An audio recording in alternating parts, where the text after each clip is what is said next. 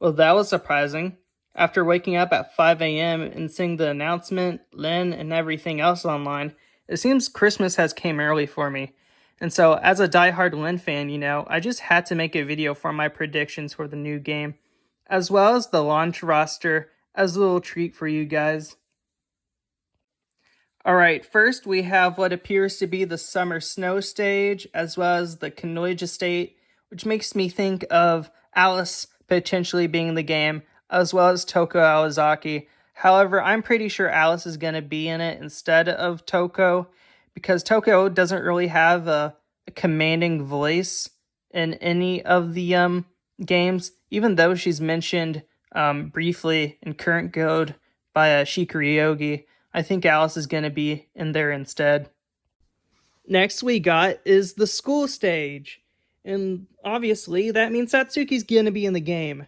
She's already been mentioned multiple times in Twi-Lumina, as well as being introduced with Flynn in Melty Blood React, which was the second game in the original series. So, it's like poetry. It rhymes. She's obviously going to be in this one.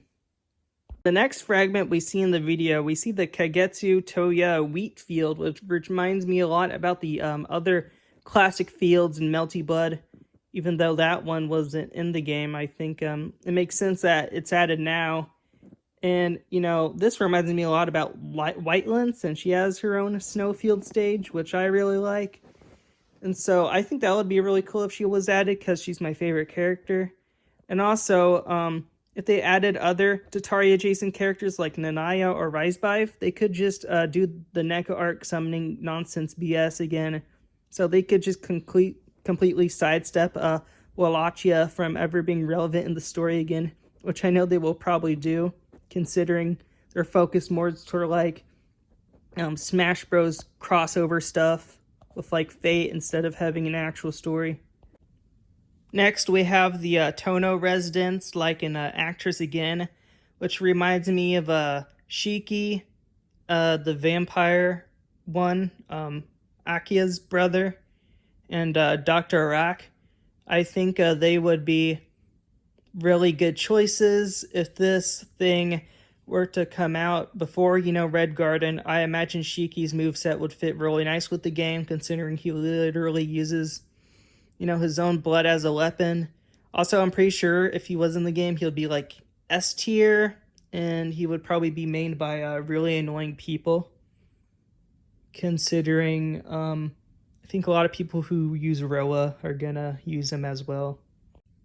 Next in the predictions, I have Mio. I am certain she will have a larger role in Red Garden, which means she will likely be in this game as well. She already has that animal form thing like Lynn, so she can probably use that to run really fast and dodge large projectiles, but I guess we'd have to see if she's added or not.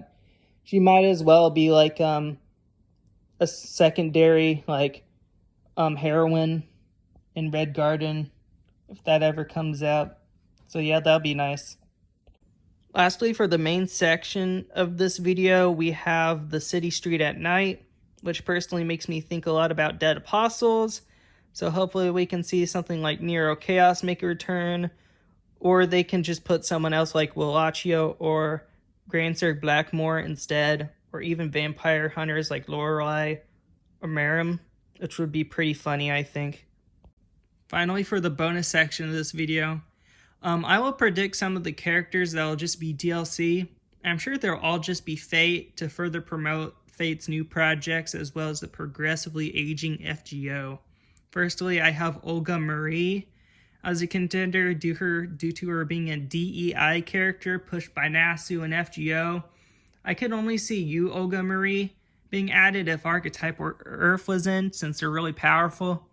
Now, lastly, we just have Konyanskaya and Francisca, because they both give me boners.